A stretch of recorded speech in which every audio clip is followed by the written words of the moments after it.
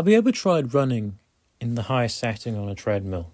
Well, to the uninitiated, it starts fine, but it quickly devolves into a panic sweaty disaster as you try to keep up with the machine, desperately tapping the stop button. And it's not registering your frantic tapping, gradually getting quicker and quicker. Now, imagine that feeling, but it's 100 times worse. You're falling through the air, and also you're a bird. And this is the feeling of being the fastest animal on the planet. Hello there, folks. Welcome back to Nature Explained. I'm your host, Jake, and today we're going to be taken to the skies in search of the quickest animal alive. To some, it's a wonder. To others, it's a pigeon assassin. But its name is the Peregrine Falcon. Before we begin, a small request from me. If you enjoy it, hit the big red box underneath me and also hit the like button. It would greatly be appreciated. Now, let's grab our binoculars as well as a speed gun and learn about the Peregrine Falcon. Peregrine falcons are found literally everywhere on the face of the earth, except the far north and south, as well as extremely high mountains and most tropical landscapes, as well as the centre of the deserts. Oh, and also New Zealand, which is bizarre because New Zealand is one of the few places where birds are still rule, uncontested, and yet the king of the skies is bizarrely absent. I mean, their range is so vast that literally the only other bird with a bigger range is the rat of the sky, the common pigeon. Peregrine falcons prefer to live in low mountain ranges, valleys, along coastlines. And now, as a result of humans, peregrine falcons have found a new habitat, the city. As a result of their vast range, there are roughly, depending on who you ask, 17 to 19 subspecies of peregrine falcon, all varying in size, colour and habitat. The reason for the discrepancy is there is debate among naturalists about whether the Barbary falcon and the North African falcon count as a subspecies, or if it's something completely different altogether. There are also 6 subspecies which have gone extinct.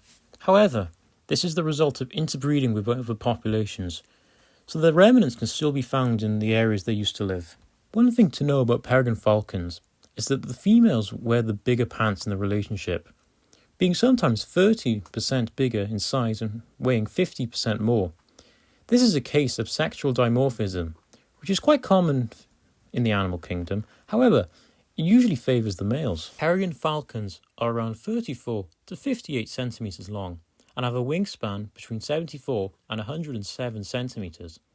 Another feature of the peregrine falcon is that its beak is notched near the tip. This function is an adaptation which is used gruesomely to sever the spinal column of victims, paralysing them. Colour of the feathers of the peregrine falcon varies from subspecies to subspecies, but in most cases they are predominantly black with a white chest, checkered with black spots. The reason for black being the primary colour is that black is believed to reduce the effects of solar radiation, with the black on the side of the head being developed to reduce the light glare from the sun, improving both the falcon's sight and their ability to search for prey. This colour scheme will only appear when they are mature, with chicks and fledglings being dominantly more brown. As a raptor, peregrine falcons are carnivores, so will exclusively eat meat. In their case, small to medium birds, primarily pigeons. But to give you an idea of how many species are on the menu, 1/5 of all bird species are in the peregrine falcon's diet, making these raptors process one of the most varied diets in the world. They will also on occasion eat small mammals such as bats, and will also eat small lizards, as well as the chicks of other bird species. Most peregrine falcons do not migrate during the winter, apart from those living in the Arctic Circle, because of the extreme temperatures. The average lifespan of a peregrine falcon is around 19 years in captivity. However, as is common in predatory animals, infant mortality is quite high, which also explains the ability of females to lay another batch of eggs if the first batch fails. As in the first year, mortality is between 59 to 70%, with the chances of adulthood being around 30%. Like most predators, peregrine falcons will primarily hunt during the dawn or dusk, as the sun is lower during this time, giving them a sight advantage. When looking for prey, rural populations will prefer to hunt over water or marshland, but urban populations will hunt wherever. The strategy for both is to find a high vantage point and search the area for prey. Once the prey is spotted, the peregrine falcon will enter into a dive. During a dive, they will use their third eyelid to protect their eyes, which is needed as the top speed of the peregrine falcon is 442 miles per hour, making this bird the fastest animal on the planet. Before it hits its prey, it closes its talons, creating a fist, and punches its prey. The prey, because they've been struck with what is essentially a bullet train, will either die immediately on contact or will become stunned. After which, the peregrine falcon will turn around mid-dive, catch the prey mid-air, and will return to the nest. Or, if it's too big to carry, will let the prey fall to the ground and consume the prey there. If the prey is somehow still alive, the falcon will use its beak to sever the spinal column of the prey, paralysing it and killing it. Once dead, prior to consumption, the peregrine falcon will proceed to pluck the body of feathers before eating, and will proceed to eat. Although, if they have a mate on eggs, they will carry some food in their talons back to the nest. Peregrine falcons can breed in as many landscapes as they live without migrating, except for those in the Arctic, which will migrate south during the spring. Once they hit sexual maturity, which will happen between the ages of 1 to 3 years old, they will seek to pair off with a mate. The courtship process involves a mixture of aerodynamics, steep dives, spirals, and males passing food to females. If successful, they will form a pair, which will last for the rest of their lives. The pair will then seek to establish a territory in the breeding season. These territories are usually 1 kilometre apart, or more, from each other.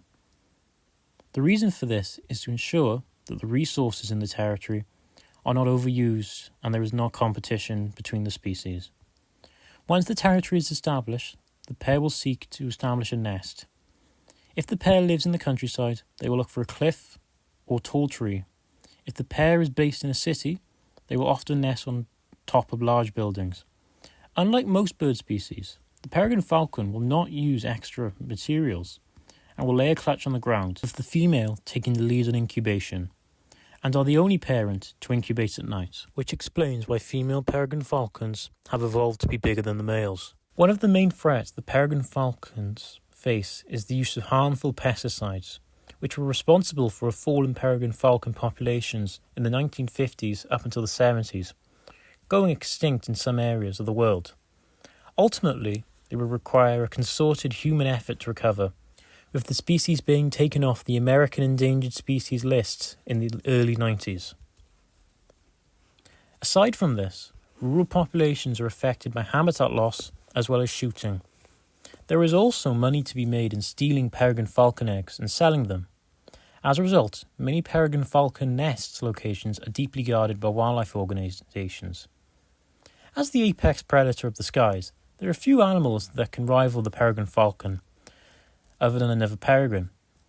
But one of these, mainly, is the greater horned owl, but also other raptors and also ravens, who are famous for working together to fend off predators. Peregrine falcons have been semi-domesticated and have been used for hundreds of years for falconry across the world, believed to have originated in Central Asia 3,000 years ago. But more recently, during World War II, were used by the Germans to hunt and kill Allied messenger pigeons. It is the national animal of the United Arab Emirates. As a result of deforestation and urbanisation, many peregrine falcons now live in the cities, with the first of these couples being found in Swansea, Wales in the 1980s. Another fact about the peregrine falcon is that from the side, it looks very similar to a B-2 stealth bomber, making many believe that the fuselage was partly inspired by this animal, due to its efficient flight characteristics. Or, and this is my own personal crackpot theory, they evolved from B-2 bombers, but, unfortunately, scientists are still to determine this. And with that, you know about peregrine falcons, the king of the skies. If you liked the video, please give it a like, and if you want to, subscribe.